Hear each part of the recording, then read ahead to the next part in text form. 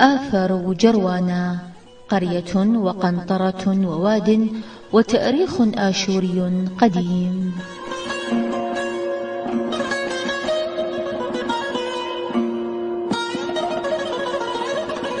تعد قنطرة جروانا مشروعا روائيا كبيرا بناه الملك الآشوري سنحاريب عام 690 قبل الميلاد، وتقوم بقاياه اليوم عند قرية جروانا 50 ميلا شمال الموصل، وعمل من خلاله على إيصال الماء سيحا إلى عاصمته نينوى من جبال بافيان في كردستان العراق عبر قنوات أقامها على نهر الجومل أحد روافد نهر الزاب الأعلى، وغذى بها نهر الخوصر الذي يخترق نينوى.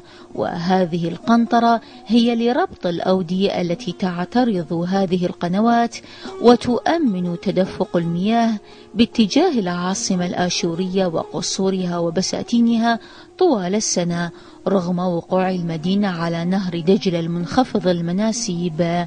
بالإضافة إلى هذا الموقع الأثري هناك عدة مواقع أثرية في منطقة شيخان، ومنها تل جومل، جليلالش، تل مبارك، تل كرخي، جلي قصري، ومنطقة محمودان. هذا الموقع في الحقيقة هو يعني يبعد عن قضاء الشيخان حوالي 2 كيلومتر من ناحية الشرق، وهو لحد اليوم من الناحية الإدارية تابع لمحافظة نينوى، والحدود الإدارية لهذه المنطقة في قضاء الشيخان تابعة إداريا لمحافظة نينوى، بينما من النواحي الأخرى هي تابعة إلى شمال العراق إلى كردستان.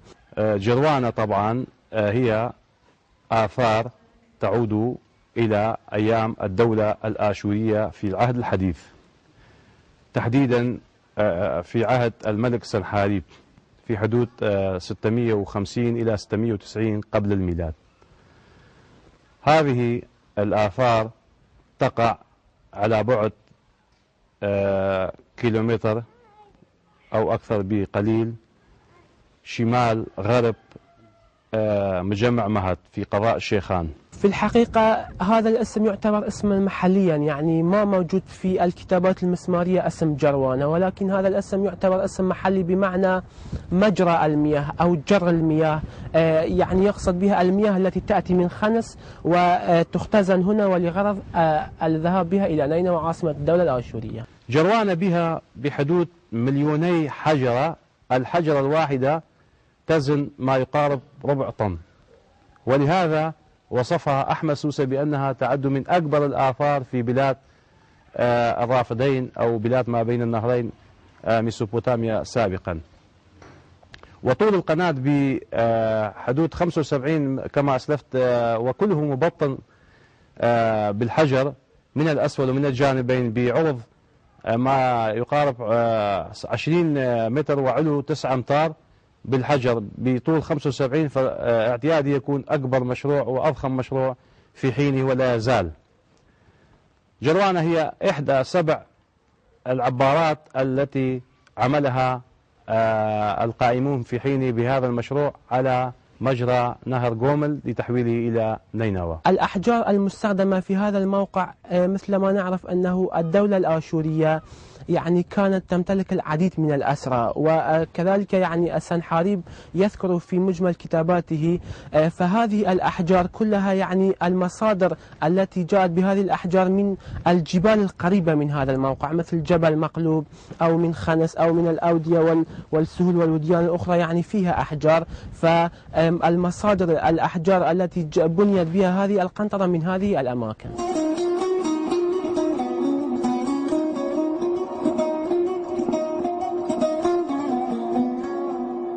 أولى الملك الآشوري سنحاريب أهمية كبيرة خلال فترة حكمه 705-681 قبل الميلاد للجانب العمراني وبناء القصور والمعابد ومد الشوارع وإقامة المباني الملكية على تل النبي يونس عليه السلام بعد استقراره في مدينة نينوى، وأقام عدة مشاريع إروائية عن طريق نقل المياه من المصادر القريبة من من نينوى، ومنها جلب المياه من نهر الخوصر ومن نهر الجومل من موقع قلي خنس إلى نينوى. وأقام سدا في قلي خنس لتحويل المياه إلى قناة شقها من الجانب الغربي من نهر الجومل، حيث بلغ طول القناة حوالي 80 كيلومترا.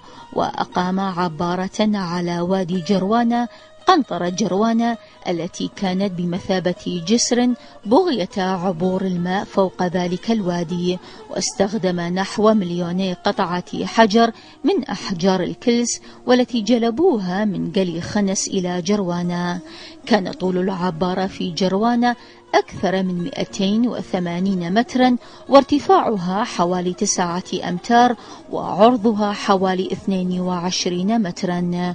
أحيطت بالعبارة مساند من الجانبين، وأنشئ فيها حوالي 14 فتحة لمرور مياه وادي جروانة خلالها، لا سيما عند موسم سقوط الأمطار التي أدت غالبا إلى فيضانات في مثل تلك الأودية العميقة.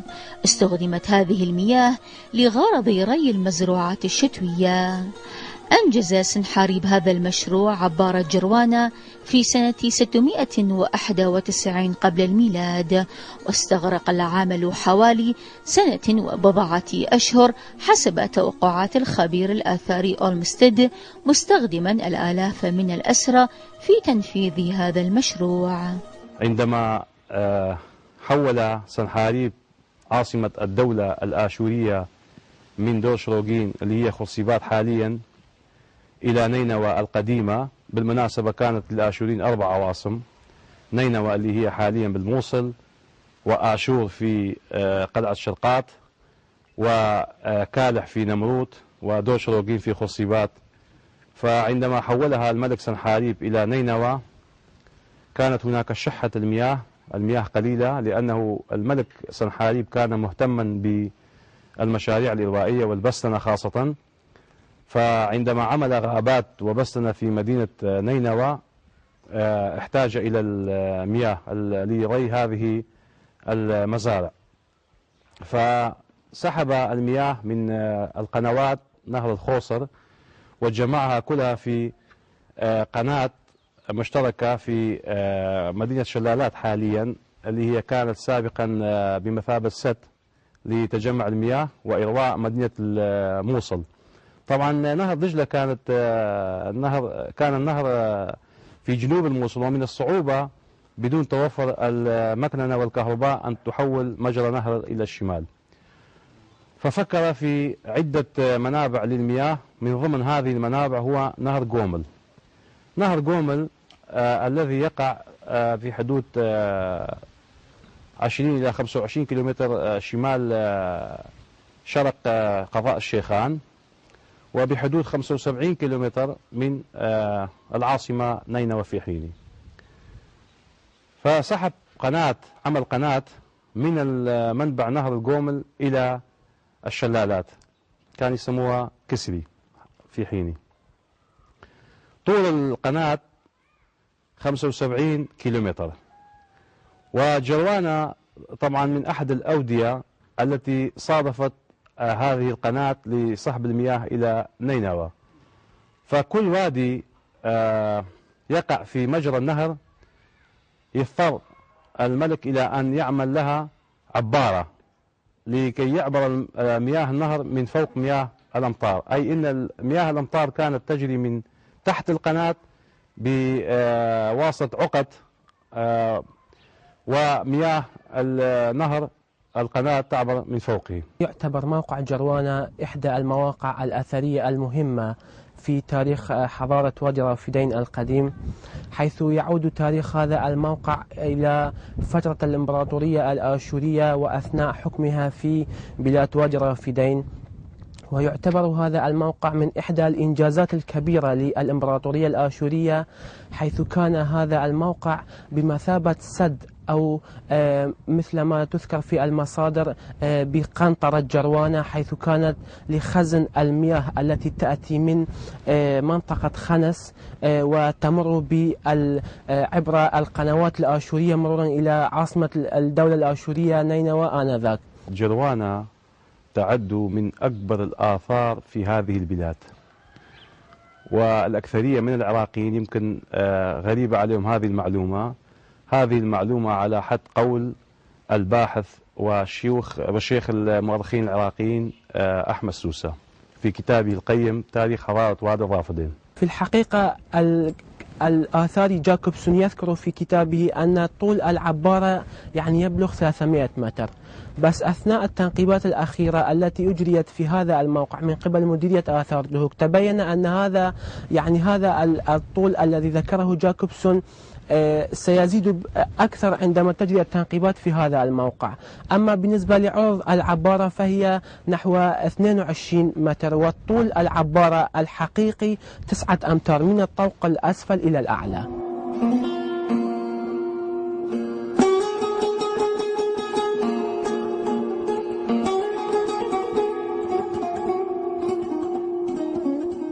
أدت الاكتشافات الأثرية في الثلاثينات من القرن الماضي إلى زيادة الاهتمام بالمناطق الأثرية في منطقة الموصل، وأقام الباحثون بزيارة موقع جروانة لأول مرة في عام 1932 وإلى خنس في عام 1933، وبدأت الدراسات في خنس في آذار عام 1934 من قبل خبير الآثار جاكوبسون.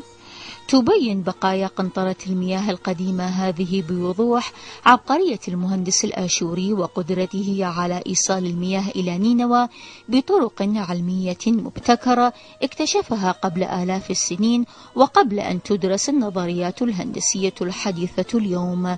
ومشروع نقل المياه من جلي خنس إلى نينوى مرا بعبارة جروانة استغرق وقتا طويلا، كونها مرت بمناطق ذات تضاريس أرضية متنوعة تحتوي على العديد من الوديان والتلال أمامها، مما أصبح طول القناة طويلا.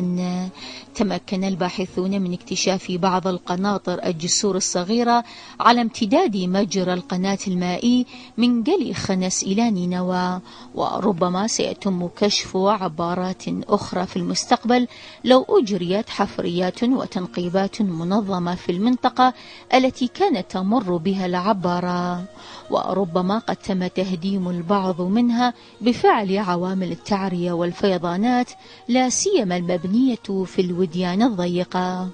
وجدير بالذكر حفرت القناة في بعض المواقع تحت التلال وعبر الصخور على شكل نفق كما هو موجود في جلي خنس. خريطة القناة، مجرى هذه القناة اللي ذكرناها طبعا تبدي من خنس، آثار خنس اللي هو بمثابة سد طبيعي اللي كان سد، ولا يزال هناك أكبر رأس لثور مجنح ومكسور إلى نصفين، الحجر الموجود في نهر قومل في آثار خنس.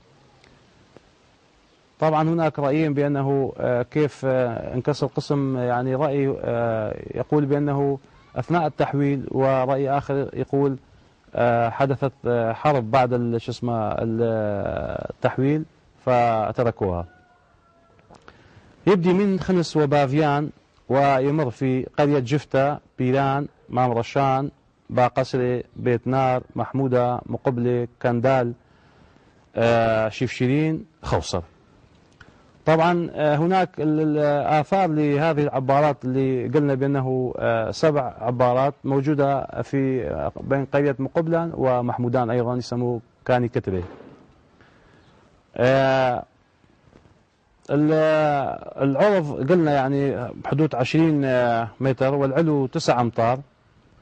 أكمل بناءه في حدود عام 691 حسب ما هو مدون بالكتابات المزمارية اللي تكون صورتها واضحة في آثار جروانة. وهناك رأيين حسب ما مدون ومذكور في هذه الكتابات أنه الملك سنحاريب يذكر بأنه أكملها في حدود في غضون 1 و3 أشهر، وهناك رأي بأنه يقول أكملها بمدة 10 سنوات.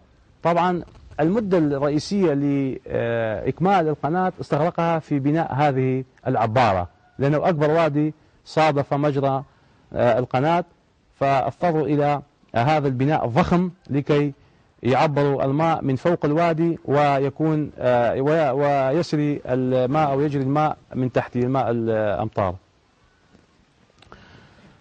مسألة عبور القناة الكنت أو الهضبة هاي اللي تفصل هذه القرى عن السهل ناوران مسألة معقدة ولا زال فيها الغموض وكثير من الغموض. طبعا هناك حكايات شعبية كثيرة بخصوص آثار جروانا. أنا اللي التقيت مع كثير من المسنين في هذه المنطقة ذكروا بأنه هناك تربية قاورة، ويبدو لي بأنه كانوا يسمون الآشوريين قاور، وقبل كانت كلمة قاور أنا كنت أفسرها بأنها تعني الكفار، وثبت لي بأنه لا تعني كلمة الكفار، لأنه حرف الكاف لا يتغير إلى القاء بالكردي. قاور قا برور أو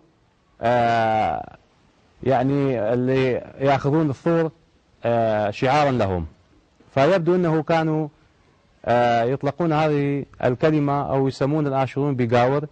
وتربية قاورة أي قبور الآشوريين، فهم طبعا مثل كما هو مدون بالكتب التاريخية بأنها ضحايا للعمال الذين كانوا يشتغلون في هذه القناة. طبعا القناة بناها ملك سنحاريب بواسطة الأسرى، أكثر شيء أسرى الكلدان والأرمن والآراميين واليهود، وكان مقسمة إلى زمر ومجموعات، وكل زمرة لها لون خاص وعليهم مشرف وبيده عصا لكي يجدون في العمل. وهناك حكاية شعبية بأنه ومذكورة أيضا مدونة، فهناك تطابق بالكتابات التاريخية المدونة والحكايات الشعبية بأنه مجمع مهد أو جنوب مهد من قرية مهد القديمة اللي هو حاليا موقع مجمع مهد كانت غابة فيها أنواع وأشكال من الأشجار والبستنة، وكان يرويها من خلال قنوات فرعية يجلبها من القناة الرئيسية التي هي كانت قناة تمر من الشرق إلى الغرب، يعني تعبر الجروانة شرقا وغربا، ومياه الأمطار شمالا وجنوبا من أسفلها تمشي. فهناك قنوات فرعية امتدها من القناة الرئيسية لإرواء هذه الغابة، وكانوا سابقا يسموها جويد قاورة، أي مجاري وقنوات صغيرة التابعة للآشوريين.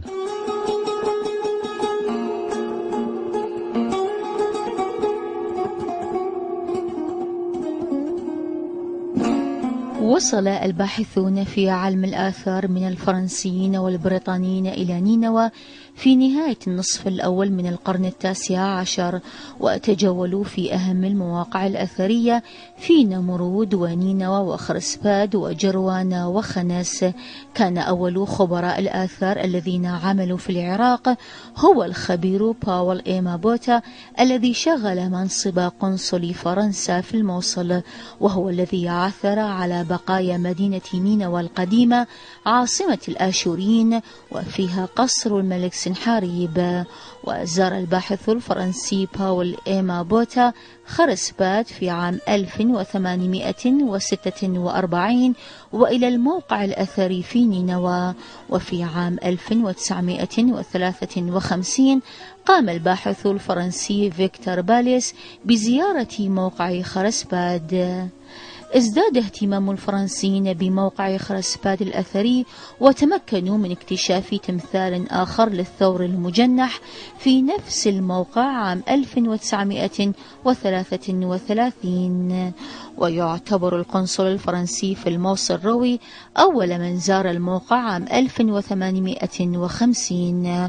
وقد قام جاكوبسون عام 1932 بزيارة خنس وأجرى دراسات على الممر المائي.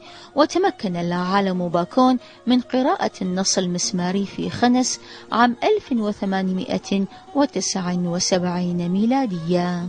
طبعا آثار جروانا اهتموا به الباحثين والرحالة والمؤرخين، من ضمنهم المتحف البريطاني بعث موفد إلى هذه الآثار وغرق في نهر الجومد في حينه.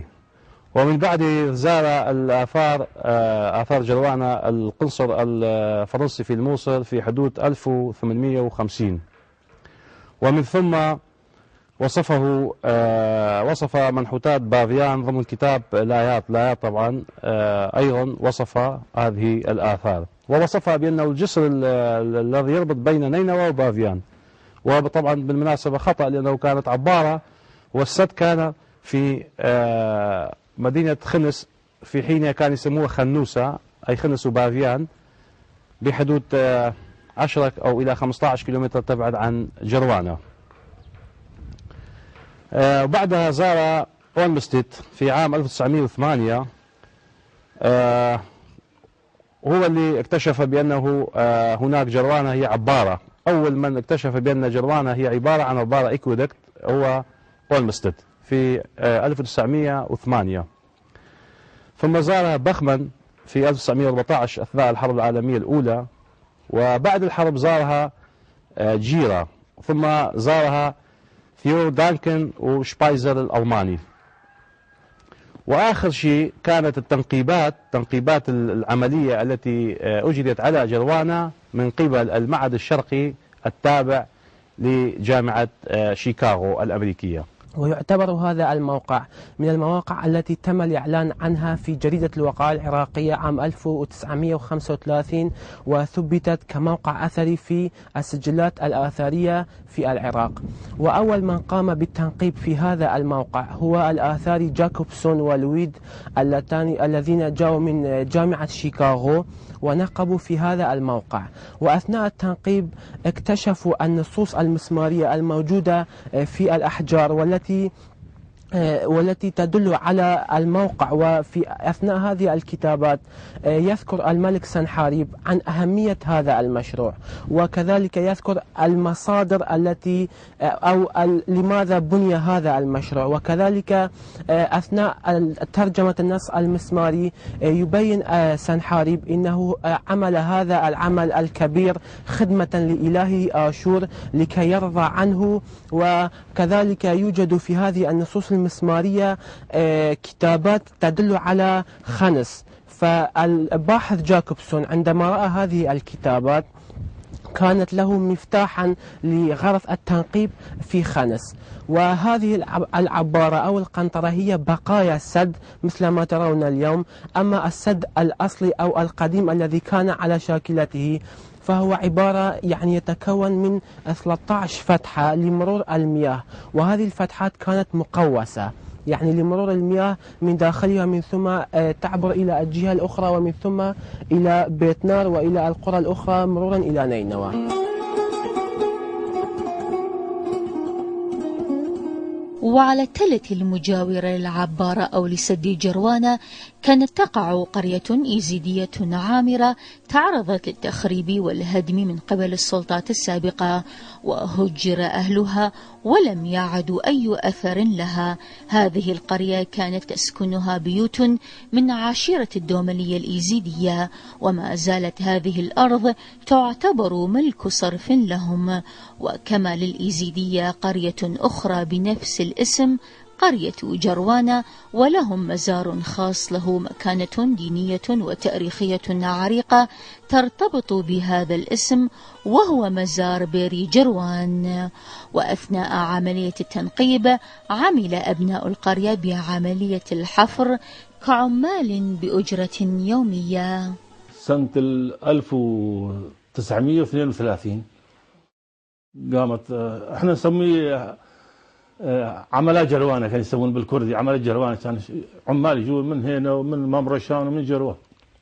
وقت جدي هذاك الوقت كان وقت جدي كان جدي وعلو جرواني اثنيناتهم اخوه جروانة قاعدين، وهم ممثلين مال انجليز اجوا هناك وقضبوا عمال من المنطقة، كان مدفونة بالتراب. هذا الآثار كان مدفون بالتراب، فشالوا التراب عنه بالعمال. ما كان آلات هذاك الوقت، كله بالقزم وبالكورك. سنة 32 فتحوها أو كشفوها. جروانا كانت قبل 61 بها يزيدية. نعم. دومان أغا رئيس، يعني هو ملاك قرية جروانا وإحنا معه، يعني إحنا قرايبه. كان بجروانا، كانوا ساكن حوالي 10-15 بيت بجروانا يزيدية. فجروانا عدد مرات خربت وعمرت بصراحة، يعني قبل الثورة الكردية هم بال47 هم شالوا منها، هم خربت. انتقلت القرية من ذاك الوقت إلى قرية ثانية جوا يم السد، سمت بالجروانة الجديدة أو جروانة الحالية الموجودة بها. أما المقابر، نعم، هذا الزيوة تشوف هنا أنا قاعد، بس أطراف التل هذه التلول كلها موجود مقابر، ومنها أقابرنا لا زال احنا ندفن هنا. كان سابقا أيضا قرية يزيدية، ومن الصور الموجودة يعني يمكننا التأكد منها في أرشيف المعهد الشرقي، ولدي أيضا الوثائق بأنه كان مختار هذه القرية يسموا علو جرواني. علو جرواني كان مختارا في حينه، وقد أخذوا صور لهذا الشخص في عام 1932، أي في أثناء فترة التنقيبات كانت قرية يزيدية. وطبعا في أثناء بعد عام 1975 عندما جمعوا القرى في مجمع مهد، أيضا رحلوا أهالي مام رشان الذين قسم كانوا قبل ساكنين في جروانة إلى قرية مهد. ولكون قرية جروانة أو آثار جروانة قريبة جدا من مهد، وقد صرفوا مبالغ على بناء البيوت في مهد وتعد قريبة جدا، فلا يستوجب أن يرحلون ثانية لإعادة القرية، ولو هناك أفكار وآراء بأنه سوف يعودون إلى قريتهم. أهالي قرية جروانة اللي هم كانوا قسم ساكنين قرية مام رشان يعودون إلى هذه القرية لإعادة بنائها. زيوة هي كلمة قبل كان خيرات اليزيدية لكل منطقة، مثلا خاصة خيرات الطاووس، ولو هسه تقريبا ما ظلت أهميتها وتركوها اليزيدي، مع الأسف نريد ترجع مرة ثانية إلى صناديق. فكانت تجمع في الزيوات، منها زيوة محمد رشان وزيوة بيلي جروان هنا وزيوة مامي شيفان وعدة زيوات، وشرفدين في سنجار كان عدة زيوات تجمع هذه الخيرات وتأخذ هذه الخيرات إلى مناطق الفقراء اليزيدين وكانت توزع عليهم، ولهذا كان يسموها زيوة، يعني بمعنى مخزن تقريبا أو تجمع المواد اللي جلبت من اليزيدية خيراتهم. بيلي جروا الذي هو مسمي بجروا معروف لدى اليزيدية من أعد الأولياء الصالحين الذين عاصروا عهد الشيخ عدي في حدود قبل 900 سنة، أي قبل 1000 سنة سكنوها اليزيدية. بير جروان اسمه بير جروان بن بير سنجر، يعود تاريخه إلى زمن الشيخ عادي بن مسافر، تقريبا حدود سنة 1110. بهالحدود هذا كان يسكن هذه القرية، سمى قرية جروانة باسمه. عندما أجى الشيخ عادي بن مسافر إلى لالش، فهو أيضا هو وجماعته قصدوا لالش، برزقة لالش قصدوها، واستقبلهم الشيخ عادي بكل حفاوة، وصار بير للشيخ عادي، لأن كثرة ما أنه شاف منه أنه عنده قدرة وإمكانيات فسووا بيرو. أو أحفاد الشيخ عادي وبيت البصمير المريدين الأمير هم هسه مريدي بير جروان. تقام له مراسمين في السنة، هي إحداها تسمى الخدمة أو بانجير، الذي يصادف كل عام 20 أربعانية الشتاء، فأحفاده ومريدوه ومؤيدوه وأخرتته يلجؤون إلى هذا المكان وهذا الحوش اللي هسه احنا نلتقي به الكلمات، ويخدمون هنا ويذبحون ذبائح ويسوون صمات وتتوزع الصمات خلال يوم واحد ويرجعون.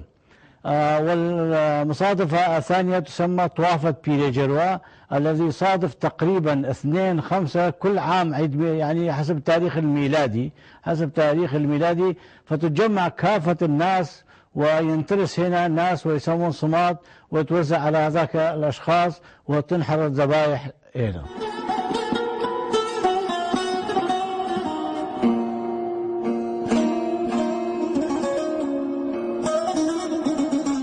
وارتباطا بأهمية الموقع التاريخية وتأثر أهل المنطقة بالقصص والأساطير التي كانت متداولة بين الناس في زمن بناء العبارة، وانتقال هذا الموروث الشفهي عبر الأجيال لأهل قرية جروانا والقرى المجاورة لها، حكايات وأساطير شعبية عديدة تتعلق بموقع جروانا.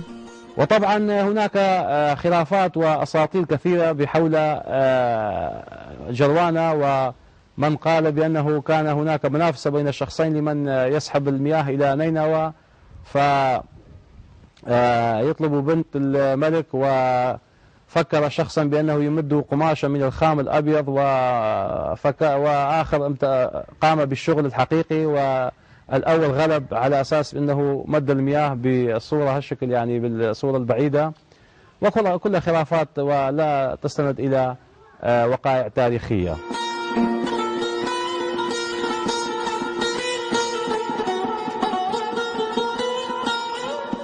تعرضت الآثار في هذه المنطقة لعدة عمليات تخريب وهدم مر بشكل عشوائي من قبل سكان المنطقة، ونتيجة عدم معرفتهم بأهمية الآثار، وتعرضت مرة أخرى لعملية تخريب منظم من قبل الحكومات السابقة عندما ترك الموقع بدون أي حماية أو تسييج، وبعد استخدام العشائر الرحالة وإسكانها في الموقع كحزام أمني في المنطقة، مما أدى إلى العبث في الموقع وسرقة بعض الأحجار المنقوشة عليها كتابات مسمارية. وفي الآونة الأخيرة قامت مديرية آثار دهوك بتنفيذ مشروع حماية وصيانة الموقع، وذلك من خلال بناء سياج نظامي للموقع واستحداث نقطة حراسة لحماية الموقع من أجل تحويل الموقع إلى موقع أثري وسياحي، وتشجير الموقع وبناء البيوت السياحية وتوفير الخدمات الضرورية من ماء وكهرباء له. الحكومات المتعاقبة من عهد الملك وإلى يومنا هذا خصصوا حارس وخصصوا له راتبا معين لأجل حراسة الآثار. أما من ناحية التنقيبات والأعمال الآثارية فلم تجرى عليها أي اهتمام. وحكومة أقليم كردستان مشكورة طبعا قبل سنة، وعملت أنا شخصيا ريبورتاج تقرير عن هذه الآثار من قبل سنتين، ونقدت الحكومة وبعدها حقيقة اهتموا يعني بالموقع وبنوا لها سياج من الحجر وسياج ملائم ومنسجم مع الآثار وقيمتها التاريخية، وكذلك وهم في صدد بناء دائرة للإشراف وإيصال الشارع والكهرباء إلى هذه الآثار. في الحقيقة هذا الموقع يعني كان من المواقع المهملة، ونستطيع أن نقول لحد اليوم إلى حد ما يعني كان هناك مشروع آثاري في هذه المنطقة، وهو تسييج موقع جروانا وبناء إدارة في هذا الموقع لغرض الحراسة. ولكن هذا الموقع يحتاج إلى تنقيبات أثرية دقيقة وإلى بعثات تأتي من خارج العراق ومن داخل العراق، لأن هذا الموقع يعني يعتبر من المواقع العملاقة والكبيرة لحد اليوم، وهي مبنية من الأحجار. فهذا الموقع يحتاج إلى تنقيبات أثرية وإلى صيانة أثرية لهذه العلامات المسمارية وإعادة ترجمتها مرة ثانية، وكذلك يعني يصبح هذا الموقع في المستقبل موقعا سياحيا وأثريا يأتي إليه الزوار من جميع أنحاء العالم. آثار جروانا يعني حاليا يمكن التفكير بها من خلال الناحية الاقتصادية والسياحية، لأنه سابقا كانت سد خنس، وكانت تمتد المياه من خنس وباذيان إلى الموصل بحدود 2700 كيلو، بحدود قبل 2700 سنة كانت سد وقناة، ولكن الآن بشحة إلى المياه حاليا، شحة الأمطار وسقوط الأمطار، فنحن بحاجة إلى، والمناطق كلها سهل زراعية، فيمكن استغلالها وبناء وإعادة التاريخ وبناء سد وامتداد هذه القناة ثانية. ومن الناحية السياحية والاقتصادية أيضا يمكن يعني بالكفاية أن تقول أن تزور أكبر آثار في العراق، عراق التاريخ، عراق الآثار، عراق ميسوبوتاميا وبلاد الرافدين والصوماليين بابليين آشورين. وأنت أي زائر حتى إذا يكون في أوروبا أو في أمريكا أو في أي دولة بعيدة فهو يتمنى أن يرى أكبر آثار في العراق. ولكن للأسف أنا متأكد بأنه غالبية الشعب العراقي حتى يمكن ما سمع بهذه الكلمة، وليس بأنه يعتبر أكبر آثار في هذه البلاد.